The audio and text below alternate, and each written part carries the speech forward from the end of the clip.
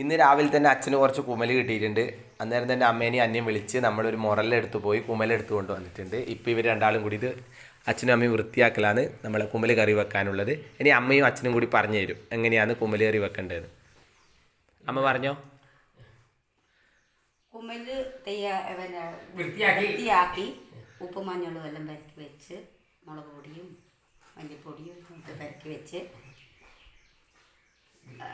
പിന്നെ മസാലയിൽ നമ്മളെ പച്ചമുളക് വെളുത്തുള്ളി തക്കാളി പിന്നെ വെളുത്തുള്ളി ഇട്ട് പിന്നെ മല്ലിപ്പൊടിയും കുരുമുളക് പൊടിയും എല്ലാം നമ്മളെ ചിക്കൻ കറിയും മസാലയെല്ലാം ചിക്കൻ മസാലയെല്ലാം ചേർത്ത് തയ്യാറാക്കി കറിവേപ്പില കടുക് ഉള്ളി ചെറിയുള്ളി കൂടി നല്ലൊരു വറവ് കിട്ടാൻ നല്ല ടേസ്റ്റാണ്.